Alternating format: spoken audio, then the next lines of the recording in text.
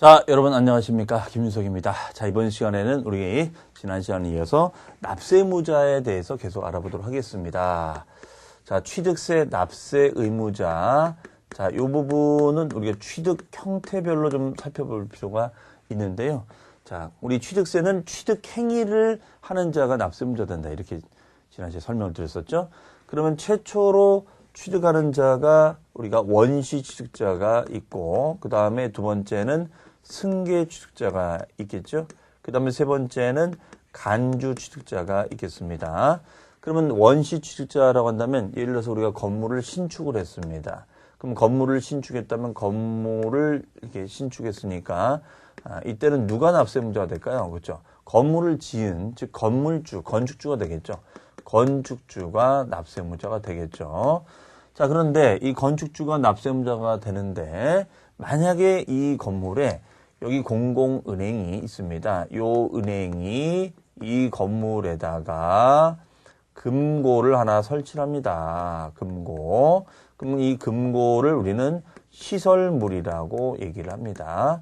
그럼 이 시설물도 취득세 과세 대상이 된다는 거예요. 즉 건축법상의 건물도 과세 대상이 되지만 요 시설물도 과세 대상이 될 수 있다는 사실입니다. 그러면 당연히 요 공공은행이 금고를 설치했으니까 가설자인 은행이 납세물을 질 수가 있겠죠. 하지만 우리 세법은 가설자에게 납세물을 묻지 않고 요 건축주에게 이 건물뿐만 아니라 금고에 대해서도 납세물을 지운다는 사실이에요. 즉 이건 어떤 논리냐면 이 건물의 가설자는 따로 있지만 금고라는 시설물은 건물에 부속된 시설물이다. 이렇게 간주를 하겠다는 겁니다. 그러니까 일종의 이거는 간주 취득이 되는 거예요. 네, 그러니까 원시 취득상에서도 간주 취득이 이루어질 수 있다는 겁니다. 그럼 왜 간주 취득을 해요? 그럼 건물 건축주가 이 시설물도 취득항소로 간주해서 세금을 받을까? 이런 논리입니다. 만약에 여기 그 건물 안에 공공은행을 뭐 K은행이라고 한다면 K은행만 금고를 설치하는 것이 아니라 D은행도 여기다가 금고를 설치를 합니다. 그러면은 이 한 건물 안에 이 건물을 신축하면서 납세무자가 여러 사람이 되는 겁니다. 수인이 되는 거죠. 그러면 해당 구청에서는 납세무자 관리하기가 피곤하다 이거예요. 즉 심플하게 한 사람이 총대를 메고 납세물 지면 좋은데 보니까 이 건축주도 있고 뭐 다 여러 가지가 많이 있는 거예요. 야, 이거는 좀 문제가 있지 않느냐. 자, 그래서 우리 세법은 이러한 경우에는, 그래서 우리 세법은 이런 경우에는 한 사람에게, 1인에게 납세물을 지우자. 이런 얘기 되겠습니다. 1인에게 납세물을 지우자. 1인에게. 그러면 그 1인을 누구로 할 것인가? 그러면 어쨌든 건물에 다 부속된 시설물이니까 건축주가 책임지는 건 낫지 않겠어요? 자, 그러면 건축주 입장에서는 손해가 나는 거예요. 그렇죠? 손해가 나는 게 맞습니다. 그러면 건축주 입장 가만히 있겠습니까? 야, 그러면 나는 이거 손해가 나는데 이거 어떻게 되느냐? 자, 그러니까 이때는 은행이 금고 설치할 때는 특약을 맺어서 금고에 관련된 취득세를 은행으로부터 받으면 되겠죠. 그렇죠? 그러면 아무런 문제가 없잖아요. 그러니까 그건 너희들끼리 알아서 해라. 다만 납세의 고지는 건축주 너한테 하겠다. 자, 그러면 이때 이 건축주를 우리 공법상의 용어를 빌리면 이거를 주요구조부, 이 주요구조부 건물인가? 주요구조부, 다른 말은 주체구조부 취득자라는 용어를 씁니다. 그래서 이때는 납세무자를 주체구조부, 주요구조부 취득자로 할 수가 있겠어요. 자, 그래서 이 용어가 좀 여러분들 낯서시죠? 아마 여러분들 공법에도 이 용어가 나올 겁니다. 그걸 참고로 보시면 되겠습니다. 그 다음에 두 번째 승계입니다. 자, 우리 승계 취득자는 우리가 크게 두 가지가 있겠죠. 유상으로 승계가 있을 거고, 그 다음에 무상승계가 있을 겁니다. 그 무상승계는 상속과 그 다음에 이제 증여가 있을 수 있겠어요. 그럼 유상승계는 매매가 있겠죠. 그럼 매매하면 당연히 누가 내겠어요? 매수인이 납세물을 지면 되겠죠. 그럼 상속일 때는 누가 지느냐? 자, 상속받은 물건이 이렇게 있다면 이것이 만약에 토지가 있고 건물이 있다면 여기 상속인 A가 있고 상속인 B가 있다. 그러면 어떻게 하느냐? A, B가 각자가 다 납세물을 지면 되는 겁니다. 그런데 각자가 납세물을 지면 되는데 A는 납부를 했는데 B는 납부를 못한 거예요. 왜냐하면 건물 받았는데 왜 세금 못 낸다는 거냐? 보니까 이 사람 빚이 많은 거야. 그래서 이 건물을 처분해서 빚값은 다 써야 되는 겁니다. 그런 경우에는 납부 책임을 다할 수가 없지 않느냐. 자, 따라서 우리 세법은 이런 경우에는 상속인 간에 연대 납세 의무를 지우도록 되어 있습니다. 상속인 간에 연대 납세 의무를 지우도록 되어 있습니다. 그럼 연대라는 것은 우리가 100% 책임을 지우는 것을 연대 납세 의무라고 하지요. 네. 자, 그 다음에 여기서 이제 하나 더 연장이 되는 것이 있는데, 이것이 이제, 일부 또 개정된 내용이 뭐가 있냐면요. 자, 이겁니다. 이 부분에 대해서는 뭐냐면, 만약에 여기 토지가 이렇게 있어요. 토지가 이렇게 있는데, 이 토지라는 재산을 이제 상속을 받습니다. 그런데 이 상속인 A하고 상속인 B가 있는데, 각자 상속 지분이 있겠죠. 지분이 상속인 A는 6이고, B는 상속 지분이 4가 됩니다. 그러면 지분 6만큼, 지분 4만큼 내면 되는 건데, 자, 그래서 등기를 다 마쳤어요. 등기전을 다 했습니다. 그런데 이 상속인 B가 갑자기 혜택을 합니다. 등기를 다 마치고 났더니 자기가 지금 사정이 있어서 지분 4를 받아가지고는 좀 어렵다는 거예요. 본인이 빚이 많아서, 사업하다는 분이가 빚이 많아서 이 4 말고 1을 좀 더 주면 안 되겠느냐. 자, 상속인 A, 뭐 형이라고 가져간다면 형 입장에서는 동생인 B한테 그래? 이 A 형은 뭐 여유가 있으니까 알았어. 그러면 내가 지분 1을 등기하고 나서 1을 주게 됩니다. 자, 물론 대가를 받으면 되는데 대가를 받지 않고 그냥 주는 거예요. 그럼 여기는 지분 5가 되고 여기는 지분 5가 되겠죠. 그럼 이 지분 1을 받게 되면 결론적으로 이건 일종의 뭐냐 이거예요. 자, 이미 다 등기가 마치고 나서 다시 재분할을 하게 된 거죠. 그러면 다시 재분할을 하게 되면은 이거는 형이 동생인 B에게 증여해 준 것 아닌가 이런 얘기입니다. 뭐 해 준 거 아닌가요? 증여해 준 거 아닌가. 그러면 우리가 증여가 되면은 증여는 취득행위냐? 예, 취득행위입니다. 무상 취득행위, 무상 승기 취득행위 되거든요.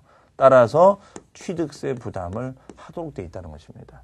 자, 이런 것을 상속 등기, 상속으로 인해 등기를 하고 나서 재분할이 됐을 때도 추가로 상속 문제임에도 불구하고 증여로 취득세 문제가 발생할 수 있다는 점이 되겠습니다. 자, 요 점까지 여러분들 정리를 해 주셔야겠어요. 자, 그 다음에 이제 증여 같은 경우에도 이제 이런 문제가 있을 수 있는데, 자, 증여는 우리 증여를 해준 사람을, 증여로 넘겨준 사람을 증여자라고 하고요. 증여를 받는 사람을 수증자라고 합니다. 그러면 수증자 A가 있고 수증자 B가 있어요. 그러면 수증자 A가 B가 각각 납세 의무를 지으면 되겠죠. 그렇죠? 그런데 이제 이런 경우가 있다 이겁니다. 만약에 여기 아파트가 있는데 이 아파트를 아들 명의로 22살 먹은 아들 명의로 집을 삽니다. 아들 명의로 집을 사줘요. 그러면 과연 이 아들 22살 먹은 아들이 이 아파트를 살 만한 능력이 될까요? 이건 누가 봐도 이건 말이 안 되는 걸 거예요. 그래서 과세관청은 이렇게 배우자나 특수관계인 배우자 또는 이제 이 아들을 직계 비속이랍니다. 직계. 그러니까 아들, 딸을 직계 비속. 위 아버지, 할아버지를 직계 존속이라고 하죠. 그래서 이런 직계, 존속, 비속이 있었을 때는 직계, 존비속이나 배우자가 있었을 때는 이 사람 명의로 산다면 이건 의심스럽다는 거죠. 이건 증여 아니냐. 증여. 그래서 증여로 간주해서 우리가 무상승계 취득에 대한 납세금을 묻겠다라는 얘기 되겠습니다. 그러면 지금 상속도 그렇고 증여도 그렇고 왜 이렇게 증여인지 아닌지에 대한 상속인지 이걸 자꾸 구분하려고 하느냐. 그 이유가 뭐냐면요. 이것이 유상승계냐, 매매 등 유상승계냐, 상속으로 인한 무상승계냐, 증여로 인한 무상승계냐에 따라서 세율이 달라질 수가 있거든요. 예를 들어서 우리가 일반 상가를 매매로 산다. 그러면은 취득세 세율편에 가보시면 4%를 부담하도록 되어 있습니다. 그 다음에 이제 상속을 하게 되면 이것이 2.8%를 부담하도록 되어 있고요. 증여를 하게 되면 3.5%를 부담하도록 되어 있거든요. 그러니까 이 상속이냐, 증여냐, 유상승계냐에 따라 세율이 달라지는 거니까, 곱하기 세율이 달라지는 거니까 세금 액수도 달라지겠죠. 그렇죠? 그런 면에서 차이가 있다라고 보시면 되겠습니다. 자, 그러면 요때 이제 증여가 됐을 때 또 여기서 이제 우리가 좀 뻗어나갈 수 있는 것이 있습니다. 그게 바로 뭐냐면 부담부 증여가 되겠어요. 부담부 증여. 자, 부담부 증여라는 것은 부채를 끼고 채무를 끼고 증여를 받아가는 것을 부담부죠. 아주 특이한 증여가 되겠습니다. 하지만 여러분들이 꼭 알아두셔야 될 용어가 되겠습니다. 그러면 이거는 사실관계 어떤 거냐? 자, 이쪽이 증여자가 되고요. 이쪽이 수중자가 됩니다. 그러면 이제 증여를 해주는 거예요. 그러면 증여하기로 한 금액이 1억 원이고 여기에 대출 채무가 만약에 4천만 원이 껴 있습니다. 4천만 원이 껴 있어요. 그러면 대출 채무 4천만 원을 끼고 증여를 해주는 거예요. 대출 채무 4천을 끼고 증여를 해주는 겁니다. 이런 것을 부담부 증여라고 합니다. 뭐라고요? 부담부 증여라고 얘기를 합니다. 그러면 1억에 4천이 되는 거죠. 1억에 4천. 자, 그러면은 증여하기로 한 금액은 1억 원인데 우리가 대출은 4천이 껴 있는 겁니다. 그렇죠? 그러면 이거를 이제 이렇게 넘겨주는 거예요. 그러면 형식적으로 계약상으로는 증여 금액이 1억이지만 대출 4천을 끼고 주는 거니까 실질적인 증여 금액은 얼마가 되겠어요? 그렇죠. 6천만 원이 되겠죠. 그러면 6천만 원만큼은 우리가 수중자가 증여를 받는 거니까 이 증여에 대한 세금은 수중자가 납세물을 져야 됩니다. 그 다음에 채무 4천만 원에 대해서는 어떤 의미냐? 자, 이거는 일종의 대가로 봅니다. 왜냐하면 자, 4천만 원의 빚을 수중자가 갚아준다라는 얘기는 수중자가 증여자에게 4천만 원을 줘서 은행 가서 갚나 수중자가 직접 세무 4천을 승계해서 갚아주는 똑같은 얘기 아니냐 이거예요. 자, 그렇기 때문에 이 채무 4천은 대가로 보자 이겁니다. 누구의 대가로 보자는 거예요? 증여자의 대가로 보자 이겁니다. 증여자의 대가 아니냐 이거는. 그러면 증여자가 대가를 받은 것으로 보자 이겁니다. 증여자가 대가를 받은 것으로 보자. 그러면은 1억 중에서 무늬만 1억 증여지 4천은 대가 지급으로 보자 이거죠. 따라서 요 증여자가 대가 받는 것으로 보고 수중자는 차익 6천만 원만큼을 증여받은 것으로 본다라는 얘기가 되겠습니다. 그러면 이런 관점에서 보면 부담부 증여는 증여와 양도가 자, 대가를 받은 것만큼은 양도가 되는 거죠. 대가를 받은 만큼 양도가 되는 겁니다. 증여와 양도가 동시에 일어나는 것을 부담부 증여라고 합니다.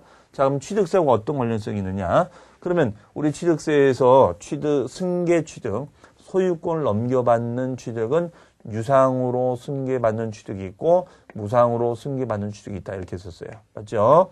그러면 여기서 보면은 6천만 원만큼은 증여를 받은 것으로 보는 거니까 일종의 무상 승계가 되는 것이고 그 다음에 4천만 원의 대가를 증여자는 받은 셈이 되지만 수중자는 지불한 셈이 되잖아요. 그러면 요 4천에 해당하는 요 만약 것이 이게 토지라는 물건이라면 토지 물건은 4천만 원어치는 산 거 아니냐 이거죠.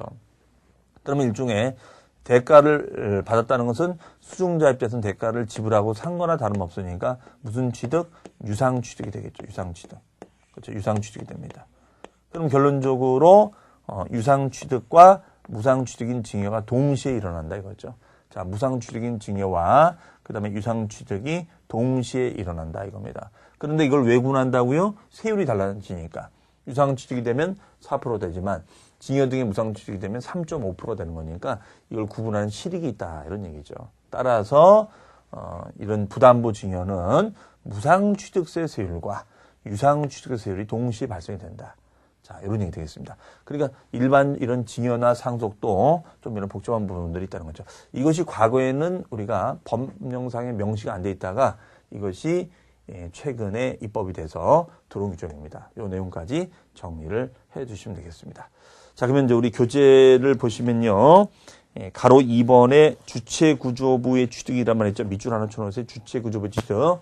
주체구조부의 취득의 의미는 이런 시설물을 설치하면은 가설자를 납세무자로 하지 않고 건축주를 납세무자로 한다 이렇게 했었죠. 그러면 가로 2번에 주체구조부의 취득에 보시면은 동그라미 1번 두 번째 줄입니다. 건축물로서의 효용가치를 이루고 있는 것에 대하여는 주체구조부 취득자 외의 자가 가설한 경우에도 주체구조부 취득자가 함께 취득한 것으로 본다까지 문장 체크를 넣으시기 바랍니다. 외의 자가 가설한 경우에도 주체구조부 취득자가 함께 취득한 것으로 간주한다. 이렇게 체크하시면 되겠습니다. 그 다음에 가로 3번에 종류 변경 또는 지목 변경 있는데 거기다 써놓습니다. 간주 취득. 이런 걸 간주 취득입니다. 그러면 간주 취득이라는 용어는 뭐냐면요. 자꾸 간주. 우리 민법에서 간주라는 말 많이 나오죠. 간주는 뭐뭇으로 본다 이거죠. 그래서 반대의 증거가 있어도 결과가 번복되어질 수 없는 것을 간주 취득 이렇게 얘기하죠. 자, 그러면 이 간주 취득 같은 경우에는 이런 겁니다. 소유권의 변동은 일어나지 않았지만 그러니까 변동이 일어나지 않았다라는 것은 승계라든가 원시 이런 변동은 일어나지 않았지만 and 가액의 증가가 일어났다면 그 증가된 것만큼을 취득으로 보자라는 개념을 간주 취득이다 이렇게 얘기합니다. 소유권의 변동은 일어나지 않았지만 and 가액의 증가가 일어났다면 그 증가된 것만큼을 취득으로 간주하는 것을 간주 취득이라고 얘기를 합니다. 그러면 그런 것들이 이제 지금 말하는 지목 변경은 땅의 성격을 바꿔주는 거고 종류 변경은 차량의 종류를 바꿔주는 겁니다. 그러면 이런 현상이 일어나는 것인지를 한번 볼까요? 자, 여기에 만약에 전이 있습니다. 전은 밭이죠, 밭. 그렇죠? 이 전이 있는데 이 전에다가 집을 짓고 싶습니다. 그럼 전 자체에다가 집을 지으면 이거는 불법이에요. 근데 방법은 뭐냐면 이 전의 성격을 바꾸는 거죠. 지목, 땅의 이름의 성격을 바꾸는 겁니다. 지목 변경을 해주면 되거든요. 그러면 지목 변경을 해주면 이게 뭘로 바뀌냐면 대로 바뀝니다. 대로 바뀝니다. 대지가 되겠죠. 대지. 자, 그러면은 이게 만약에 3천만 원 주고 산 땅이었는데 대로 바꿨더니 이것이 6천만 원이 됐다. 그러면 소유권 변동이 있었나요? 소유권 변동이 일어나면 이거는 승계 취득이 되는 겁니다. 근데 소유권 변동은 일어나지 않았죠? 전이 있을 때 소유자는 갑이었다면 대일 때도 그대로 갑이 된다. 이런 얘기 되겠습니다. 즉 소유권의 변동은 일어나지 않는 거죠. 하지만 이런 변경 행위를 통해서 뭐가 일어났죠? 가액의 증가가 일어났죠. 예, 가액의 증가가 일어났어요. 가액의 증가가 일어났습니다. 그러면 이때 가액의 증가가 얼마 일어났죠? 3천만 원만큼 가액 증가가 일어났어요. 그러면 3천만 원만큼을 취득한 것으로 간주하자. 이런 얘기 되겠습니다. 이런 취득을 무슨 취득? 간주 취득이다. 이렇게 합니다. 무슨 취득이요? 간주 취득이다. 이렇게 해석을 하고 있습니다. 그러면은 요것만큼 이제 세금을 내면 되겠죠. 그 다음에 이제 종류 변경 같은 경우는 자, 이런 승용차가 있습니다. 이런 승용차가 있는데 이 승용차를 개조를 해서 좀 우스갯소리입니다만 여기다가 로켓 엔진을 달았다. 그럼 종류가 바뀌지 않아요. 스포츠카가 되는 거니까. 그렇죠? 자, 이런 식으로 해서 소유권의 변동은 없었지만 가액의 증가가 있었다면 취득으로 보는 것을 간주 취득이라고 한다는 것이죠. 그 다음에 이제 가로 4번의 과점주 취득인데 별 표시해 놓으시고요. 이게 내용적으로는 또 제일 중요한 겁니다. 자, 그래서 과점주 취득은 좀 이따 설명을 드리고요. 그 다음 페이지에 오른쪽에 보시면 가로 5번에 상속에 따른 취득이 있죠. 자, 상속일 때는 포인트가 뭐라고요? 일반적인 상속은 상속인 각자가 납세물을 진다. 하지만 한쪽이 만약에 납세물을 못 지면 무슨 납세무? 연대. 100% 책임지는 연대 납세물이 있다는 것입니다. 그럼 거기 보시면 상속에 따른 취득은 두 번째 줄입니다. 상속으로 인하여 취득하는 경우에는 상속인 동그라미 각자가 상속받은 취득 물건을 취득한 것으로 본다. 자, 그리고 이 경우 상속인의 납부 의무에 관하여는 준용하여 자, 동그라미 연대 납세물 진다. 자, 근데 만약 시험 지문에서 제2차 납세무 그럼 틀립니다. 제2차가 아니라 연대 납세무 이렇게 체크를 해 주셔야 돼요. 그 다음에 가로 7번에 보시면 배우자 또는 직계 좀비 속, 자, 밑줄입니다. 부동산 취득의 징역 의제. 그렇죠. 어떻게 소득이 모자란 배우자, 부인 명의로, 아들, 딸, 아버지 명의로 사느냐. 의심스럽다 이거죠. 그렇기 때문에 징여로 간주한다. 여기 보시면 배우자 또는 직계 좀비 속의 부동산을 취득하는 경우에는 자, 동그라미 징여로 취득한 것으로 본다. 까지 체크하시면 되겠습니다. 그럼 여기서 포인트는 유상으로 취득한다. 그럼 틀린 거죠. 유상이다. 그럼 틀린다는 거고 징여로 취득한다. 다만 거기 1번에 공매 밑줄, 2번에 파산 선고, 그 다음에 3번에 교환, 4번에 지급사실 증명 체크해 주시기 바랍니다. 이거는 객관적 원인에 객관적 원인을 쓰세요. 객관적 원인에 따라 취득하는 객관적 원인에 따라 배우자나 직계 좀비 속이 취득했을 때는 이건 징여로 보지 않겠다. 무슨 말이냐면 자 22살이긴 하지만 이 아들이 아주 유명 연예인이에요. 그러면 유명 연예인이 이 집 못 살까요? 사고도 남겠죠. 사고도 남습니다. 그러면 이런 대가 지급 사실이 입증됐다. 계좌 입금한 것이 요 아들의 계좌에서 나간 거다. 그러면 이걸 증여로 볼 수는 없지 않겠냐 이거예요. 아니면 이 아파트가 경매로 넘어갔어요. 경매로 넘어갔는데 이 아들이 뭐라 하냐면 이 경매로 넘어간 이 아파트를 아버지 대신 사준, 아버님은 뭐 이제 시용불량이 됐으니까 살 수도 없는 거고 아들이 대신 소득능력이 돼서 경매로 대행 낙찰을 받는 겁니다. 그럼 이거는 우리가 객관적 입증이 되는 거잖아요. 따라서 증여로 본다, 보지 않는다, 보지 아니한다라는 얘기가 되겠습니다. 그 다음에 8번의 부담부 증여의 경우 동그라미 채무 인수액이죠. 이 채무를 인수한 금액은 동그라미 무상취득, 유상취득, 유상취득이 된다는 거. 다만 무상취득은 거기다 써놓으시죠. 채무 이외의 부분. 그렇죠. 인수하기를 위한 채무 이외의 부분은 뭘로 본다?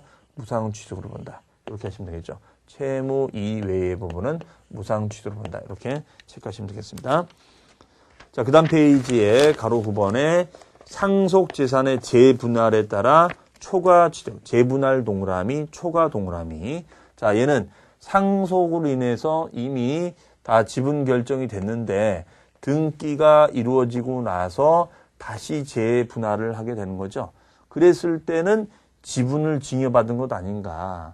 그 상속의 원인이지만 이런 경우는 이 부분에 대해서는 증여로 보자 이런 얘기죠. 그러면 키워드가 등기죠 일단. 그래서 두 번째 줄 상속인의 상속분이 확정되어 동그라미 등기된 이후 공동상속인이 협의하여 재분할, 밑줄 재분할한 결과 당초 상속분을 초과하여 취득을 했어요. 5가 됐다 이거죠. 그 재산가액은 재분할에 의한 상속분이 감소한 상속인으로부터 뭘 받은 거예요? 증여받아 취득한 것으로 본다. 이렇게 체크를 해주시면 되겠습니다. 자, 그 다음에 전 페이지로 다시 돌아가 보시면 가로 6번에 보시면 조합원의 취득이 있어요. 가로 6번에 보시면 조합원의 취득. 자, 이 조합원의 취득은 어떤 거냐면 재개발, 재건축을 지칭합니다. 그러면 재개발, 재건축은 내 구가옥을 철거하고 다시 아파트를 짓는 거예요. 그렇죠? 다시 아파트를 이렇게 짓는 것을 말합니다. 자, 그러면 우리가 아파트를 지을 때는 조합원들을 모으죠. 조합원들을 모아야지 이 시공사인 건설사가 다시 아파트를 지어주는 겁니다. 왜냐면은 뭐 한 사람 거 지어봤자 돈이 안 되거든요. 자, 그래서 조합원이 대표성을 띨 수는 없으니까 조합원들의 모임체가 결성이 되죠. 그 모임체가 바로 조합이잖아요. 그러면 이제 조합이 결성이 딱 됐습니다. 그러면 요 조합이 이름으로 아파트를 짓는 거죠. 그러면 조합 이름으로 원시 취득을 했다가 이걸 갖다 이제 조합원에게 분양을 해주는 거죠. 그러면 분양받으면 이건 일종의 승계가 되는 거예요. 그러면 취득세는 취득행위가 일어나면 내는 세금이니까 원시 취득할 때도 내야 되고 승계할 때도 내야 되는 정상입니다. 그런데 문제는 요 전체 조합 아파트 전체 분에 대한 세금도 누구 돈을 내겠어요? 조합 돈을 내겠어요? 아니죠. 조합원 거니까 이거는 조합원이 각출해서 낼 것이고 또 본인이 만약에 602호 분양을 받는다면 602호 분양받은 거에 대한 취득세도 또 내야 되는 겁니다. 그럼 조합원 입장에서 세금 2번 내는 꼴이에요. 그렇죠? 이게 소송이 열렸습니다. 그래가지고 누가 이기겠어요? 당연히 조합원이 이기겠죠. 그래서 실질적인 주인은 조합이 아니라 조합원이므로 조합원에게만 납세금을 지우자 이렇게 개정이 된 거예요. 네, 그래서 가로 6번에서 포인트는 조합이 아니라는 거죠. 자, 두 번째 줄 밑줄 해당 조합원용으로 취득하는 조합주택용 부동산은 그 동그라미 조합원이 취득한 것으로 본다. 만약에 시험 지문에서 조합이 취득한 것으로 본다. 그러면은 X입니다. 조합원이 취득한 것으로 본다. 이렇게 해줘야 돼요. 자, 그 다음에요. 왼쪽에 보시면 동그라미 2번에 보시면 이제 과점주주가 나오죠. 자, 동그라미 1번의 의, 2번의 과점주주, 3번의 과세부분 다 별 표시를 해 놓으시기 바랍니다. 이게 납세 문제 중에서는 제일 중요한 얘기가 되겠습니다. 자, 지금부터는 이제는 납세 문제 중에 가장 중요한 과점주주의 간주취득에 대해서 설명을 드려보도록 하겠습니다. 자, 과점주주. 이거는 단독 문제로도 시험에서 여러 번 출제가 됐기 때문에 정리를 해 두실 필요가 있는 부분이 되겠습니다. 자, 그러면 일단은 과점주주의 정의부터 한번 살펴볼게요. 과점주주라는 것은 어떤 거냐? 자, 과점주주는 이렇게 정의를 하고 있습니다. 과점주주라는 것은 주주 1인과 특수관계인의 주식의 합이 50%를 초과하는 자를 과점주주 이렇게 정의를 합니다. 그러면 예를 들어서 이런 거예요. 자, 여기가 주식회사 공공개발입니다. 자, 공공개발이 있는데 공공개발이 토지를 매입을 해요. 토지 땅값이 얼마냐면 이게 10억짜리 땅이에요. 10억짜리 땅인데 자, 10억짜리 땅을 만약에 매입을 했다면 이 10억에다가 매입에 대한 세금 부담률이 있겠죠. 4%를 부담을 시킵니다. 그러면 10억이 4%면 얼마가 되겠죠? 40%는 4억이고 4%면 4천만 원 되는 거죠. 자, 4천만 원만큼 세금을 내야 됩니다. 그러면 4천만 원이 이제 취득세가 되는 것이죠. 자, 이렇게 해서 이제 요 법인이 한번 냈어요. 그런데 이 법인에 관계된 주주 현황을 딱 봤더니, 이 주주가 갑이 있고, 을이 있고, 병이 있고, 정이 있는 거예요. 그런데 갑의 지분 비율은 30%가 되고, 을은 20%가 되고, 병은 20%가 되고, 정은 30%가 됩니다. 자, 이런 경우를 말합니다. 그러면 이런 경우에 있어서, 자, 요때 요 갑을 병인 누구냐면, 여기는 아버지고, 여기는 아들이고, 여기는 딸이에요. 그런데 이 땅 매입에 대해서 요 정은 반대랍니다. 반대. 이거 안 된다. 그런데 요 30, 동일한 지분 비율 30 갑은 찬성을 하는 거예요. 찬성. 그러면 지분 비율만 동일하게 따져보면 서로 결정이 안 되는 겁니다. 그랬더니 요 갑이 주주총회를 하자요. 임시주주총회 해가지고 결정하자는 거예요. 그러면 당연히 주주를 부르면은 자, 을하고 병은 누구의 의견은 손을 들어주겠습니까? 당연히 갑에게 손을 들어주겠죠. 그러지 않겠습니까? 그러면 결론적으로 세금은 결론적으로 세금 누가 내는 것이 아니라 누가 이기겠어요? 당연히 갑을 병이 이기겠죠. 그럼 말만 지분이 30, 20, 20이지 30, 20, 20이지 결론적으로 1인의 지분처럼 되는 거잖아요. 그럼 1인의 지분이 몇 프로죠? 70%가 되는 거예요. 그러면은 이 갑을 병이는 특수관계인 맞죠? 특수관계인이 되고 지분 비율이 50% 넘었잖아요. 맞습니까? 자, 그럼 이런 주주를 우리는 뭐라고요? 과점주주가 됩니다. 그럼 세법은 이거에 대해서 문제를 제기하겠다는 것입니다. 자, 무슨 말이냐면 우리 취득세라는 세금은 우리 계속 얘기했지만 취득행위를 하게 되면 납세금을 진다 이렇게 썼습니다. 그러면 요 취득행위라면 왜 납세금을 지느냐? 원시나 승계나 간주 취득행위를 하게 되면 취득하는 그 순간 그 부동산 등의 물건에 대해서 나만이 독점적이고 배타적으로 사용, 이용할 수 있는 권리를 얻게 된다 이거예요. 즉 이런 거를 지배권이라고 얘기를 합니다. 뭐라고요? 지배권이라고 얘기를 합니다. 지배권을 얻는다 이겁니다. 지배권. 지배권을 얻기 때문에 세금을 내는 거다. 그러면 요 주식회사 법인 명의로 취득하면 당연히 법인 지배권을 얻는 거니까 요 승계 취득에 대해서 납세금을 지는 건 맞아요. 그런데 요 상황도 이제 우리가 지켜봐야 된다는 거죠. 바로 요 땅을 사고 안 사고의 의사결정은 무늬만 법인이 취한 거지 실질적으로는 요 갑을병에게 달린 거잖아요. 그렇죠? 그러면 갑을병은 지분율 70%만큼은 이 땅 매입에 결정적인 영향력을 행사하고 있네요. 그렇죠? 즉 지배할 수 있는 권리가 있더라 이거예요.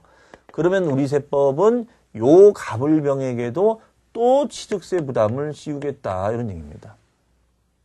그러면 결혼적 세금 2번 내는 거냐? 예, 2번 내게끔 만들겠다는 거예요. 그게 만약에 싫으면 함부로 과점주주하지 말아라 이런 얘기입니다. 이해하시겠어요? 그러면은 계산법이 어떻게 되는 거냐면 얘는 자 취득가액이 땅값이 10억이죠. 그럼 10억 곱하기 과점 지분율만큼을 취득한 것으로 간주하겠습니다. 이런 얘기입니다. 그러니까 지분비를 매우 중요하죠. 네. 그러면 요거를 곱해주면 이게 바로 뭐가 되느냐? 이게 바로 과세 표준이 됩니다. 이게 바로 과세 표준이 돼요. 그럼 여기에다가 곱하기 세율. 다만 이때 세율은 특례 세율이라는 걸 씁니다. 특례라는 것은 뭐냐면 표준 세율의 범위를 벗어나는 표준세율의 범위를 벗어난 예외적인 세율을 말합니다. 그러면 이때 과점 지분율이 70%니까 10억 곱하기 70%. 그러면 10억이 70%가 되면 얼마가 되죠? 7억이 과표가 된다는 거죠. 그러면 7억 곱하기 특례세율은 이제 2%가 됩니다. 그럼 7억의 2%를 곱해주면 되겠죠. 그럼 7억의 2%면 얼마가 되겠죠? 1,400이 되겠죠. 7억이 2%면 1,400. 네, 1,400만 원이 된다. 이렇게 보시면 되겠습니다. 1,400만 원이 된다. 그럼 1,400을 추가로 부담해야 된다 이거예요. 그러면 이런 결과가 싫으면 뭘 하지 말아라. 함부로 과점 주주하지 말아라. 이런 얘기 되겠습니다. 자, 그러니까 여기서는 과점 지분율이 굉장히 중요한 거예요. 자, 그랬더니 이 가벌병이 거품 물고 와서 막 얘기를 합니다. 무슨 말이냐면, 아니, 그러면 우리나라의 이런 주식회사 개발은 비상장 기업인데, 우리 비상장 회사 치고 가족끼리 안 하는 경우가 어딨냐. 일단은 처음엔 자금이 모자르니까 이런 인건비 부담을 줄이기 위해서 하는 것인데, 이 부분에 대해서 안 하는 데가 어딨냐 이겁니다. 그렇잖아요?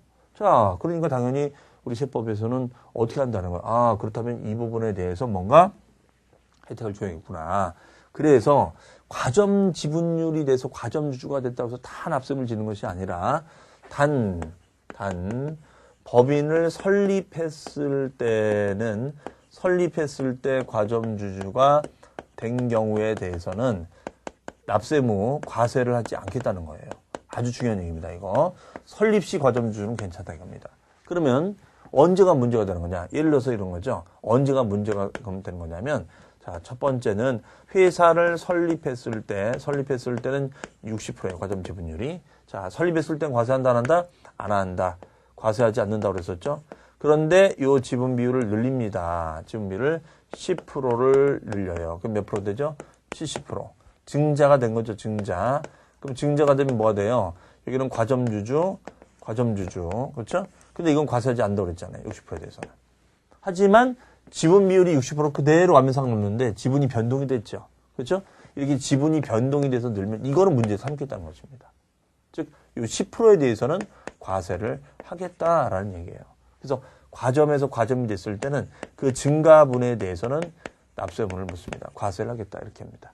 그 다음에 두 번째 유형은 뭐냐면 회사를 설립했을 때 지분 비율이 설립했을 때는 40%가 됩니다. 40%. 그러면 40%가 되면은 40%는 무슨 주주예요? 과점 주주입니까? 아닙니까? 아니죠. 비과점 주주가 되겠죠. 이런 비과점 주주가 됩니다. 자, 그런데 요 지분 비율을 20%를 우리가 증가시킵니다. 그럼 몇 프로 되죠? 뭐 30%로 할까요? 30%를 증가시킵니다. 그럼 몇 프로 되죠? 70%. 그럼 과점 주주가 되죠? 맞습니까? 그러면은 비과점에서 과점이 됐잖아요. 비과점에서 과점이 됐죠. 그러니까 이때는 어떻게 과세하느냐. 비과점일 때는 당연히 납세 물을 수 없겠지만 과점 주주가 됐을 때는 납세 물어줘야겠죠. 그러니까 이 부분에 대해서는 과세를 시키자 이런 얘기입니다. 그러면 이때는 증가분이 됐었지만 이때는 뭐가 된다? 70% 전체분에 대하여 납세물을 묻겠다. 전체분에 대하여 납세물을 묻겠다라는 얘기가 되겠습니다. 자, 그러니까 회사를 만들었을 때부터 과점주가 된 것은 바로 문제 삼지는 않겠다는 것이죠. 자, 이런 내용이 제일 중요한 포인트가 되겠습니다. 그럼 여기서 우리가 캐치할 거는 과점주주에 대한 문제는 일단 이 기업은 상장 기업은 해당 사항이 없고 비상장 기업이 된다는 점이고요. 두 번째는 과점주의 정의는 두 번째 주주 1인과 특수관계인의 주식의 합이 몇 프로를 초과하는지 50%를 초과한다는 겁니다. 그러면 50%를 초과하는 거니까 만약에 지분 비율이 50%예요. 그럼 50%면 과점 주주일까요? 아닐까요? 과점 주주가 아니죠. 그렇죠? 자, 아니라는 거 조심해야겠습니다. 그 다음에 세 번째, 이때 과세표준 계산은 어떻게 한다? 과세표준 계산은 취득가액, 자산의 총가액에다 곱하기 과점 지분율만큼을 추정항수로 본다. 다만 이때 지분율을 계산할 때 세율은 특례, 예외적인 세율을 2%를 적용한다는 거. 자, 이건 세율에 가면 또 나오니까 나중에 보도록 하겠습니다. 그 다음에 다섯 번째는 그러면 과점주가 되면 무조건 문제가 되느냐? 그렇지는 않다. 회사를 설립했을 때 과점주가 됐을 때는 납세 묻지 않겠다. 다만 비과점에서 과점이 되면서 지분이 증가됐다거나 비과점에서 과점이 됐을 때는 전체 분만큼 과세를 하겠다라는 얘기가 되겠습니다. 자, 그러면 이제 우리 교재에 보시면은 그 의의의 밑줄입니다. 비상장 법인 밑줄 하나 쳐놓으세요. 비상장 법인. 이 문제는 비상장 법인만 납세의무를 지운다는 거.